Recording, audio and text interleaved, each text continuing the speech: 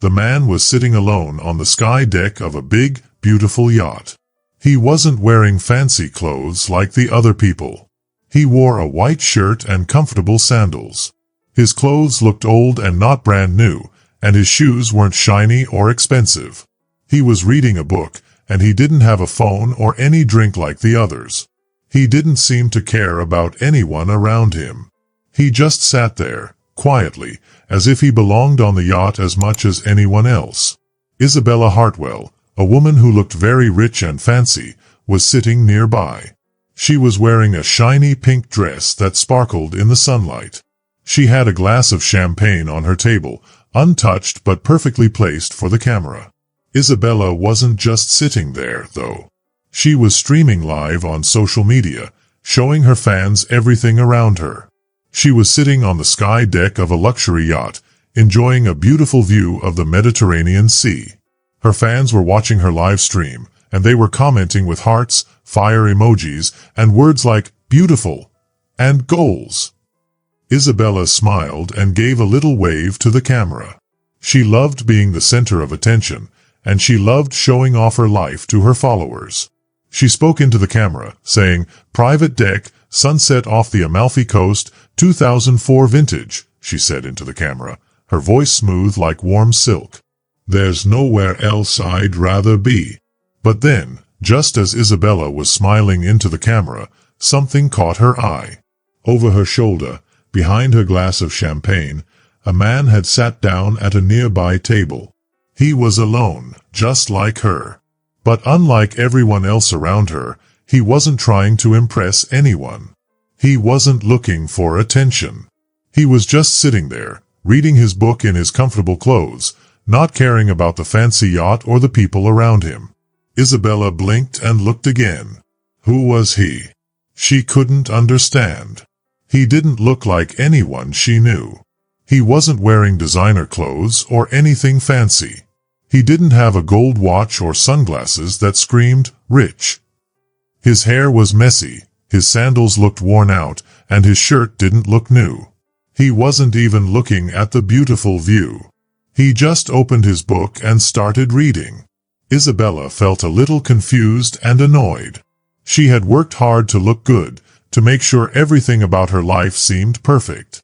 But this man who didn't seem to care about anything, was ruining it. He wasn't playing by the rules. He wasn't trying to be perfect. And that bothered Isabella. She quickly ended her live stream. There was an unspoken rule on places like this yacht. If you wanted to be seen, you had to look the part. You had to dress well, act a certain way, and make sure everything about you seemed polished and perfect. But this man was doing none of that. He didn't care. He wasn't trying to impress anyone, and that made Isabella uncomfortable. She looked over at him again. She didn't know who he was. He didn't belong here. She knew it. He didn't even look like he belonged on a boat like this. Isabella was used to people noticing her, trying to impress her, or at least trying to look their best. But this man? He didn't care. He didn't even seem to notice her. Isabella was getting more annoyed. She decided to ask one of Oliver Green's, a worker on the yacht, about the man. She raised her hand and waved to him. "That man," she said quietly, pointing toward the man sitting across the deck. "Do you know who he is?"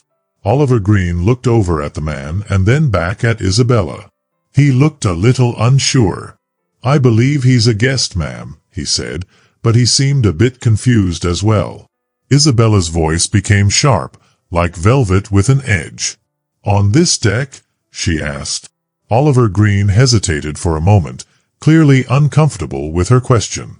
He nodded slowly. "I'll check if you'd like," he said, and quickly walked away. Isabella didn't take her eyes off the man. She sat there, adjusting her dress and making sure her glass was just the right angle for the camera. She always had to look perfect, in control. But the more she looked at him, the more she felt something inside her stir. It wasn't anger yet, just a small feeling of discomfort. She didn't like it. The man didn't seem to care about the situation. He didn't notice her staring. He didn't care that she was watching him. He just kept reading his book. And that made Isabella feel even more uncomfortable. People like her were always being watched, always being judged. But this man, this stranger, seemed completely at ease. Isabella shifted in her seat. Her fingers tapped softly on her napkin. She tried to ignore the man, but it was hard. Finally, after what felt like forever, Oliver Green returned. He spoke carefully, as if he were worried about making her upset. "Madam Hartwell," he said softly, "I confirmed. The gentleman is on the guest list." Isabella raised an eyebrow. "Name?" she asked, trying to hide her surprise. Oliver Green cleared his throat and said, "Mr. Reeves." Isabella felt a strange tug in her mind when she heard that name. It sounded familiar, like she should know him. But she didn't. She quickly brushed the thought aside. She didn't want to think about it. She didn't want to think that this man who seemed so out of place, was someone important. That would only make things worse. She looked back at him. He was still sitting there, reading his book, looking completely unbothered. It made her feel strange, almost as if he didn't even know who she was. Everyone else on the yacht was trying so hard to impress her or at least get her attention. But this man? He didn't care. He wasn't playing by the rules, and that irritated Isabella. She stood up again and walked over to his table, her heels clicking against the wooden floor of the sky deck. She stopped right beside him and waited for him to look up. When he didn't, she cleared her throat. He didn't even look up. Finally, she spoke, her voice smooth but sharp. "Excuse me," she said. "Are you lost?" The man looked up at her slowly, his brown eyes calm and unbothered. "No," he said simply. Isabella tilted her head slightly. "This is the sky deck," she said, as if he didn't already know. "I know," he replied quietly. Isabella smiled, but it wasn't a friendly smile. "This deck is only for invited guests," she said, her voice cold. The man nodded, still calm. "Understood," he said. Isabella stared at him for a moment, then let out a little laugh. It was polite, but it was condescending. "Well, enjoy the view," she said, turning around and walking back to her seat. She wanted him to know she wasn't bothered. She wanted him to think that it didn't matter to her. But inside, it did matter. She couldn't understand why this man didn't seem to care about the rules. Didn't he care that she was looking at him? Didn't he care that she was the one who everyone on this yacht paid attention to? Oliver Green returned a moment later, and Isabella barely noticed. She was lost in her thoughts. "Madam Hartwell," Oliver Green said, his voice careful. "I confirmed. His name is Mr. Reeves." Isabella paused, her fingers tight around her glass. Mr. Reeves. She still didn't recognize the name. She frowned, trying to push the strange feeling away. She didn't want to think about it. Across the deck, Mr. Reeves didn't move. He was still reading his book. The world around him, the fancy yacht and the expensive people, didn't matter to him. He just existed in his own space, calm and peaceful. And that was what bothered Isabella the most. He wasn't afraid of her. He wasn't trying to impress anyone. He just sat there, content in his silence. Isabella sat back in her chair, but something inside her had shifted. She wasn't in control anymore. She had tried to make him uncomfortable with her looks, with her words, but it didn't work. And that, more than anything else, bothered her. Because silence, she thought, was supposed to be her weapon. It was supposed to make people feel uncomfortable.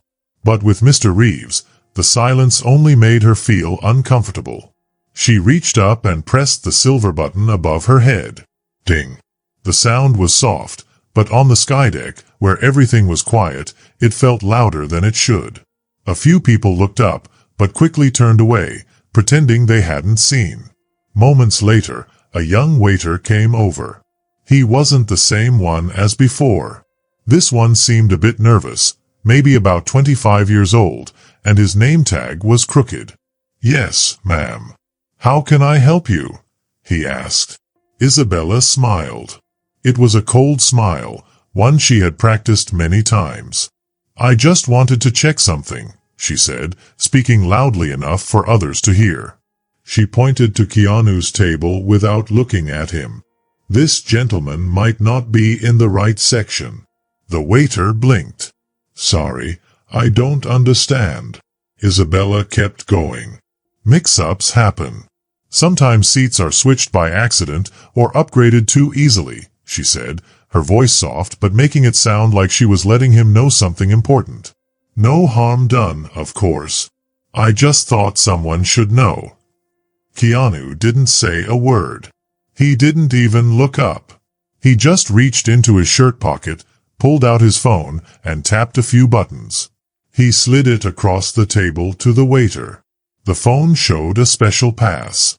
It said he was a guest of honor with full access. The waiter checked it against his tablet.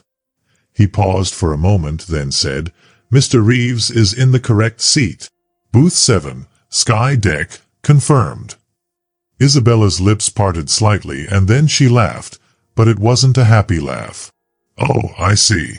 Well, I just assumed." She didn't finish her sentence. She didn't need to. The waiter nodded politely and walked away. But the silence was different now. It wasn't just quiet anymore. It felt like people were paying attention. Somewhere nearby, someone shifted in their seat. Another person stopped eating for a moment. Someone else looked at their phone, and Isabella saw a camera app open just for a second. Isabella adjusted her scarf, straightened her dress, and lifted her chin. But deep inside, she could feel something had changed. The attention that used to be hers was now on Keanu. He didn't need to do anything but sit still and let the truth be known. Isabella felt that calmness in the air, like a storm trapped inside glass. She wasn't used to silence like this. It wasn't the kind of silence she could control. What bothered her the most wasn't that Keanu had said so little. It was that he didn't need to say anything. He didn't fight back. He didn't argue. Keanu just sat there, reading his book, the same calm way he had been before. His coffee cup was half empty, but he didn't ask for a refill. He didn't look at her at all. Isabella wanted to do something, anything, to take control again. She needed to feel like she was in charge. Her eyes scanned the deck, looking for something to use. And then she saw it. People were looking at her, but they weren't being obvious about it. They were watching carefully, just waiting for someone to say something next. Isabella cleared her throat, lifted her voice a little so people could hear her. "You know," she said, still not looking at Keanu, "I really do wish they kept higher standards on these trips." Her voice was smooth, but each word felt like a hidden insult. Lately, it seems like the meaning of exclusive has changed. But Keanu didn't respond. He didn't flinch or even look up. His fingers just kept turning the page of his book. Isabella smiled, but it was a fake smile, hiding how annoyed she really was. She had spoken, but he had chosen to stay quiet again. Now, the silence wasn't just quiet. It felt like it was aimed directly at her. The sky above them was dark and full of stars. The sea below looked black and endless. The lights on the sky deck glowed warm and soft. The wind had stopped, and the noise from the people around them had quieted. Isabella sat perfectly still, her posture just the way it was supposed to be, her dress smooth, and her makeup perfect.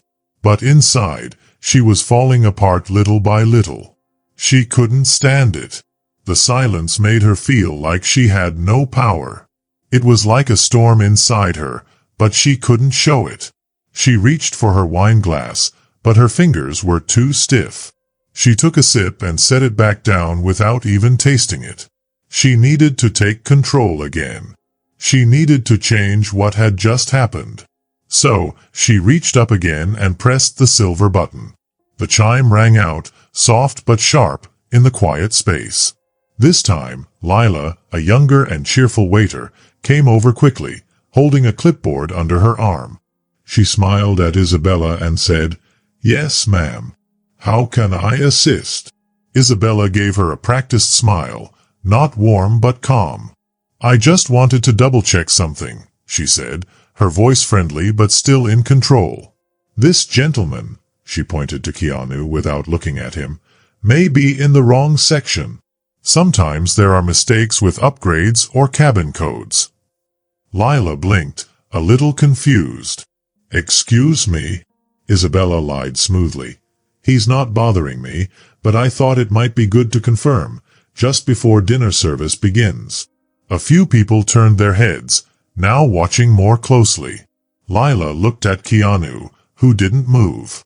He reached into his shirt pocket, pulled out his phone, tapped it a couple of times, and handed it to her.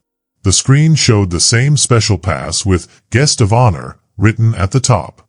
Lila checked it carefully with her clipboard. She looked up, and her expression changed.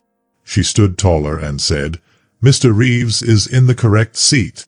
Skydeck access confirmed." Isabella's lips parted for a moment, but she quickly recovered.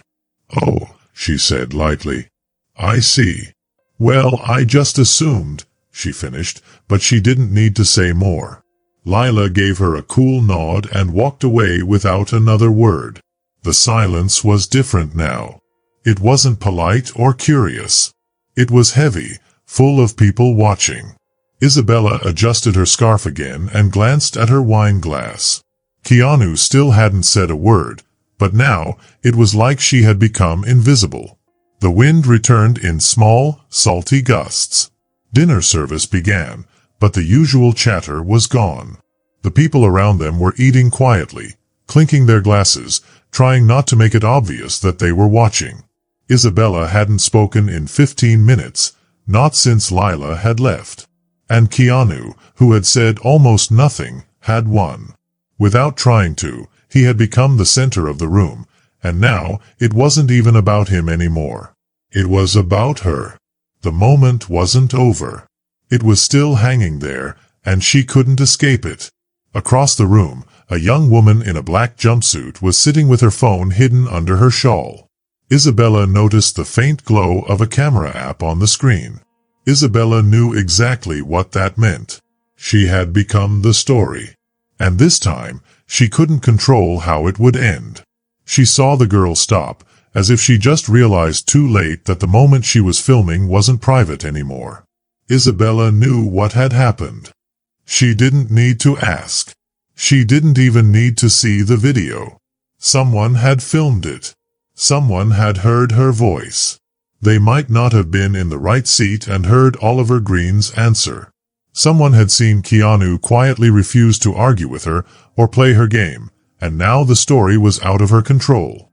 The story had already spread. Isabella felt her phone vibrating against her hip, once, then again, and again in quick bursts. She didn't look at it right away. She already knew what it was. The news had started to spread. She looked out toward the ocean, her jaw tight, her breath shallow. She adjusted the napkin in her lap, crossed and uncrossed her legs. Keanu hadn't moved. He didn't look at her. He didn't even seem to care about what had just happened. That made it worse, because he wasn't trying to win, and yet she was losing. She reached for her wine again, taking a sip. Her hand shook a little, but no one would notice unless they were really looking. And people were looking. She could feel it. The air had changed. It wasn't just people watching anymore. It was like everyone was waiting to see what she would say next, if she would apologize. But Isabella Hartwell didn't apologize. She was good with words. She gave statements, she told stories, and she gave quotes, not confessions. Still, something in her stomach twisted. It wasn't guilt, not yet, but something older, something uglier. The cold sting of being wrong and everyone seeing it. Her phone buzzed again. Then again. Then one more time, and this time, the vibration lasted a long time. She didn't pick it up. She couldn't, not yet. She knew deep down this wasn't going to stay just on the boat. The horizon disappeared into the dark, with the line between the sea and the sky sharp and clear. The Seraphim, the big fancy ship, gilded forward, its lights glowing like stars. On the deck, beneath the soft music and sounds of clinking silver, something colder had settled in. Isabella Hartwell had not moved in 10 minutes, and for her, that was strange. She was a woman who was always moving, always ahead of the moment. But now, her posture had changed, just a little, enough for people to notice. And they were watching, not with curiosity anymore, but with a kind of stillness, like they were waiting for something to happen. She slowly reached for her phone. The clutch snapped open, and the screen lit up like a warning light. 17 unread messages, 5 missed calls, 3 WhatsApp messages from her assistant, a blinking alert from her publicist, and at the top, a message from her niece, Charlotte. It said, "Tell me that's not you." Isabella's stomach dropped. Her thumb shook a little as she opened the message. It was a link. She clicked on it, and there it was. A 38-second video. It showed her voice, her tone, and how she had acted. Oliver Green said, "This gentleman is in the correct seat. He's a guest of honor." The video caught everything. Her expression, how she tried to laugh it off, and how she didn't look at Keanu. The video then showed Keanu, still calm, sitting with his book in his lap, the sea behind him glowing in the last light of the day. The caption read, "Woman tries to move quiet man from first class. Doesn't know who he is." Already 32,000 views. She stared at the video for a long time. Then she looked up. Across the deck, the young woman with the ponytail was no longer pretending. She wasn't just glancing anymore. She was staring, her phone lowered, her face frozen. It looked like she wanted to disappear. But it was too late for that. Too late for everything. Isabella didn't say anything. She couldn't. She slowly turned and looked at Keanu.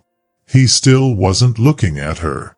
He didn't move, but something in the way he sat had changed. He wasn't angry. He wasn't dismissive. He was finished. It felt like whatever conversation they might have had was over now, forever. She opened her mouth, but no words came out. For the first time in years, Isabella didn't have anything prepared. She had no lines, no plan, no way to fix it. All she had was the phone in her hand and a silence she couldn't explain away. The ship moved silently through the water, glowing under the moonlight. It didn't care what had happened. The Seraphim cut through the sea, unaware, or maybe just not caring, about the small human problems happening on its deck. Isabella Hartwell stayed frozen in her chair. The video had reached 40,000 views. Her assistant sent another message, "You need to respond. This is getting worse." Now, for the first time that evening, Isabella's control, which she had always carefully maintained, felt wrong. It felt too tight, too uncomfortable, like a dress that no longer fit. Keanu still hadn't moved. But she could feel the weight of him beside her. He hadn't raised his voice. He hadn't even looked at her. But somehow, she still couldn't breathe right. She had to do something, anything. So, she did what she always did when she felt threatened. She pretended she wasn't.